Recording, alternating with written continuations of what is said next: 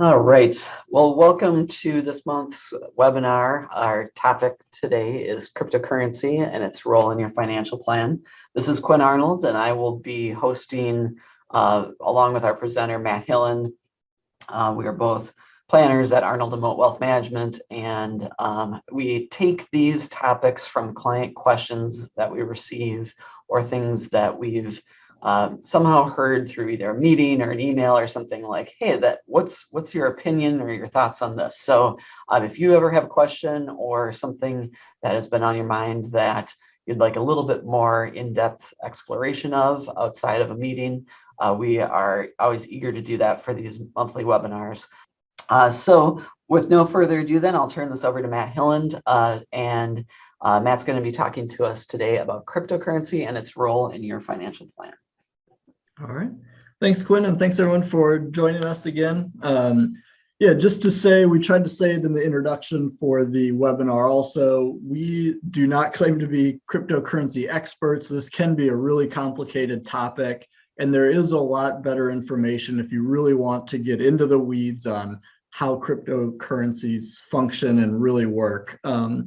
Where we think we provide a little bit better insight is talking about how it fits in with a financial plan, how an asset like cryptocurrency and other currency really can be thought of fitting into a financial plan.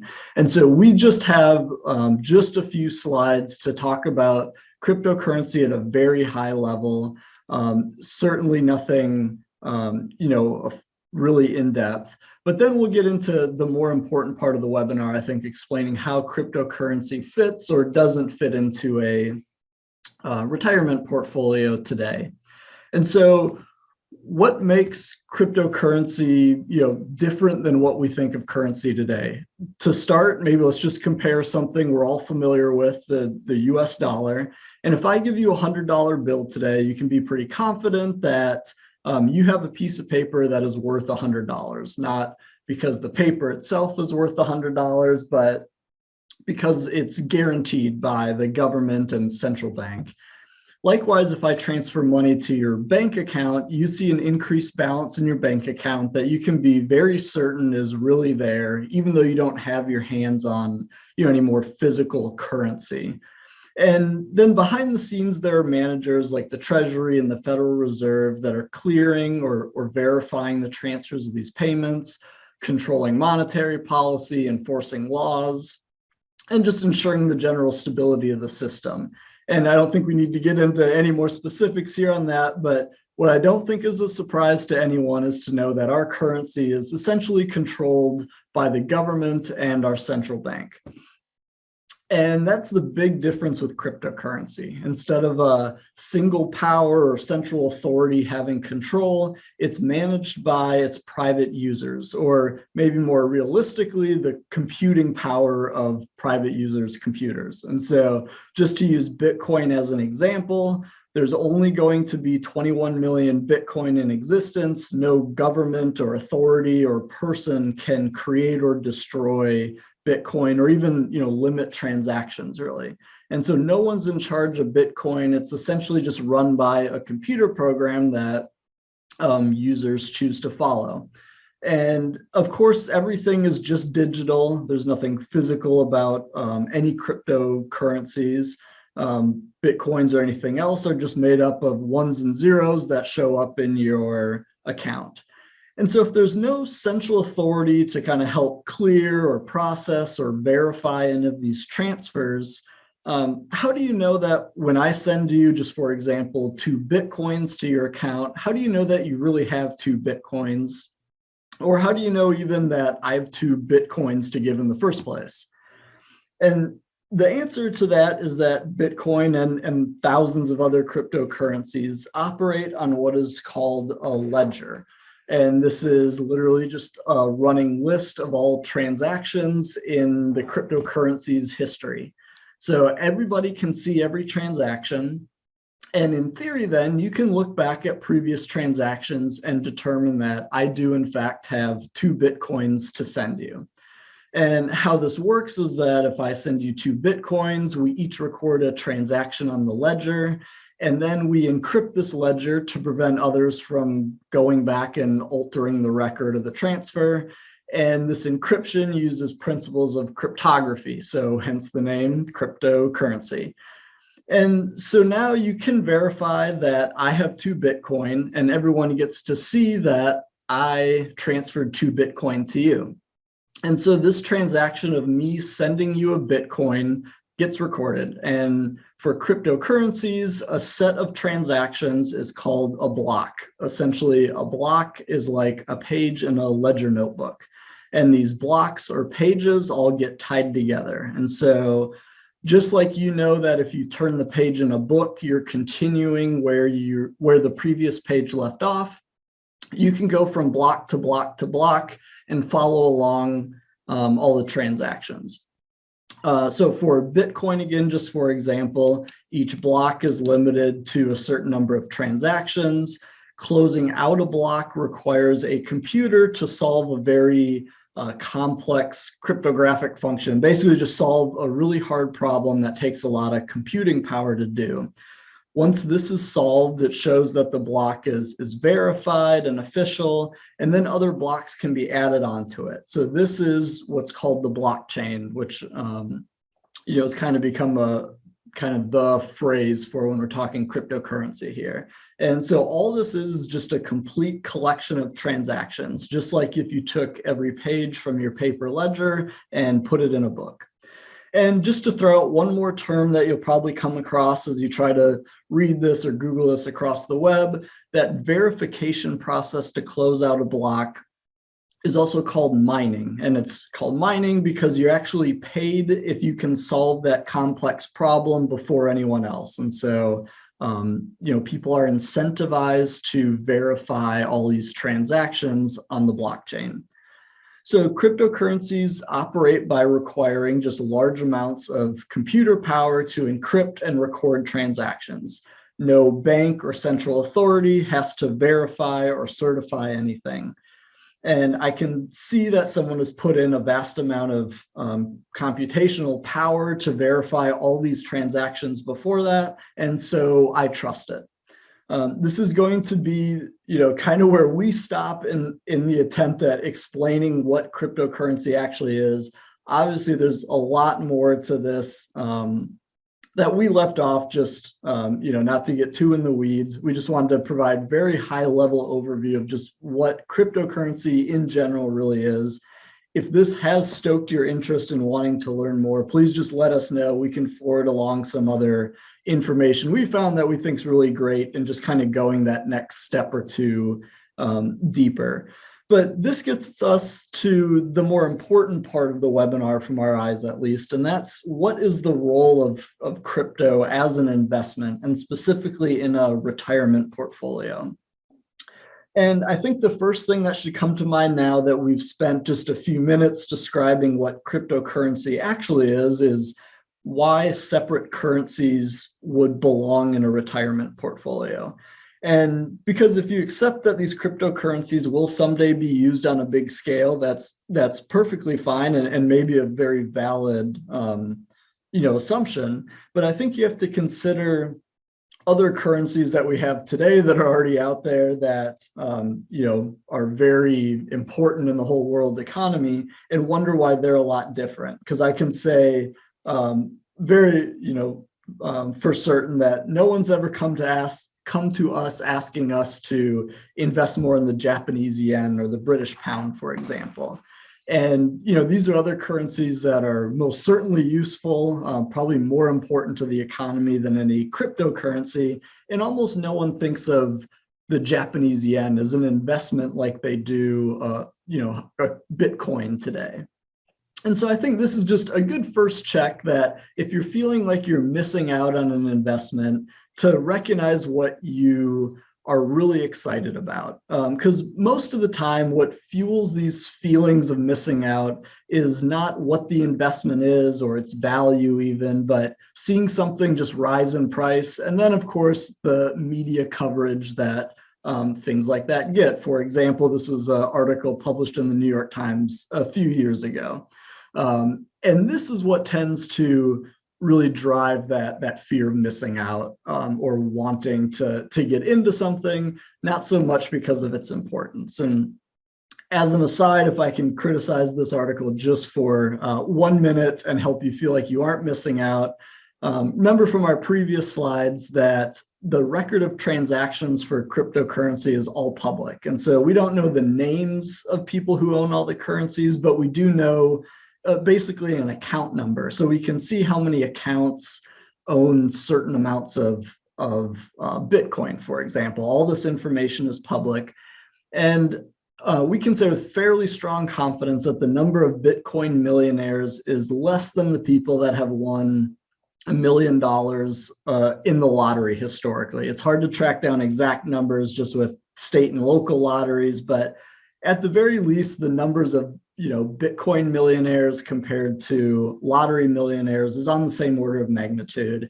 And I have a feeling that if you read this article, but it was instead just talking about lottery winners, you would feel very differently than as it's written here about Bitcoin or any other type of investment, really. We saw similar articles in the dot-com bubble. But anyway, back on topic, what I'm just trying to say is that when it comes down to it, most people feel like cryptocurrency needs to be a part of their portfolio because of the prospect of these lottery-like returns. And maybe not necessarily thinking about the lottery-like outcomes, not because of any usefulness or fundamental value of cryptocurrency.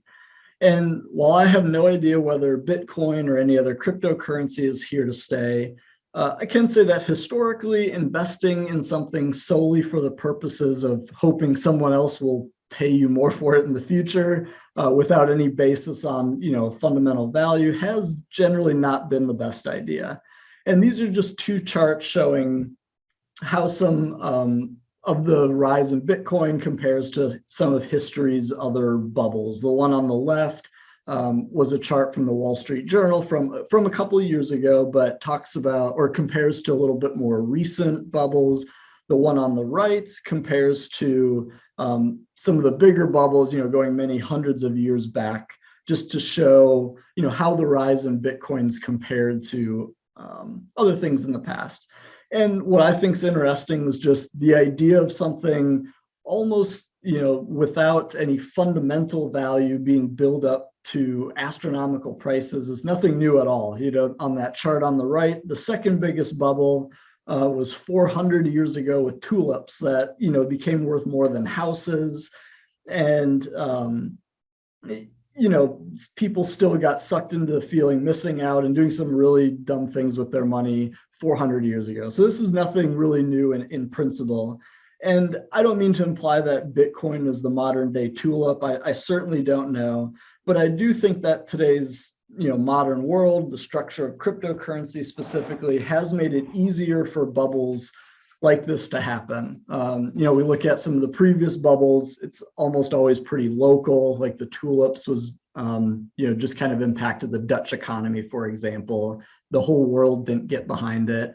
Bitcoin and other cryptos, I think, are pretty unique, where it seems to be the first time that, billions and billions of people are all able to participate in something that has very limited quantities. And so, again, not trying to imply that it is a bubble per se, but the recipe is there to get what we've seen in the last 5 years or so of some of these really big increases in prices and then drops too.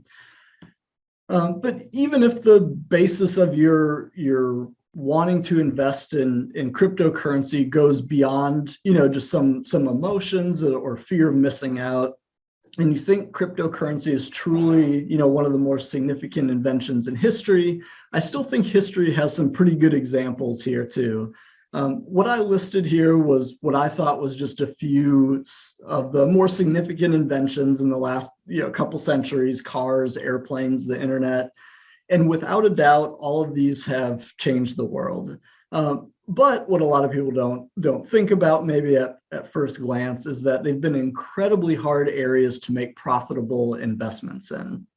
And so just for example, more than 1,600 US auto companies have gone bankrupt since the invention of the automobile. And so if you correctly predicted that the car would, change the world in the late 1800s, that alone wasn't enough to make a profitable investment. You really had to predict which of the few auto companies out of the thousands would make it, and of course, get out before they would eventually fail too. That same thing goes with airlines or internet companies in the dot-com bubble. Everyone knows the winners. No one talks about how a large majority of the companies involved in some of these industries have not been good investments. And this relates exactly to crypto today. We've been talking mainly about Bitcoin today just for simplicity, but there are over 10,000 different cryptocurrencies out there. And I have no doubt that some of these 10,000 will grow in value sometime in the future. And I would also be willing to bet that many of these 10,000 end up like those 1,600 auto companies that, just don't catch on, aren't the ones that end up being the profitable investment. And so even if you think cryptocurrency is revolutionary and you're excited about it, I think you have to be really careful in letting that excitement lead you into thinking that it's a very good investment. In general, we kind of see crypto as an investment as being pretty limited, especially in its usefulness right now. It's certainly traded, speculatively, but it's not something that we see has a lot of use right now. And again, we just don't think currencies in general have a big place in most people's retirement portfolios. Besides that, some regulatory things, the SEC, Securities Exchange Commission, has not approved any Bitcoin funds out there. There's a couple that are futures based, so like based on derivatives, but not really holding Bitcoin like you would probably want. There's one closed-end fund that holds some Bitcoin but has very high fees in excess of 2%. And trades, well above kind of its net asset value, that just make it a really hard way to invest in cryptocurrencies. And then as that last slide kind of showed, there's really thousands and thousands of cryptocurrencies that right now there's just no easy way to diversify. We can buy you a US stock market index fund that's going to own a couple thousand companies. As you know, we're not going to recommend buying Amazon shares specifically, at least in a large portion of your portfolio. And the same thing goes with cryptocurrency, that there would definitely be value in being able to diversify. And right now, that is not easy to do. So it makes us a little hesitant on wanting to make any recommendations at all in the area. Also, just to follow up to, as you think of assets in a retirement portfolio, one thing that's really important is their performance, obviously, and cryptocurrencies, Bitcoin specifically here, but a lot of others have been very volatile historically.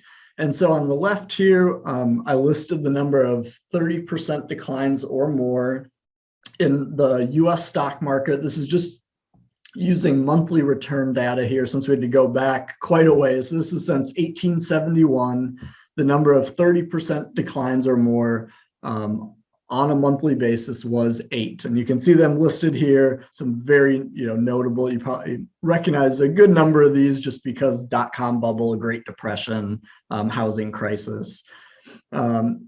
Bitcoin has, just in the last 10 years or so, has had twice as many declines of that magnitude as the US stock market over the last 150 years.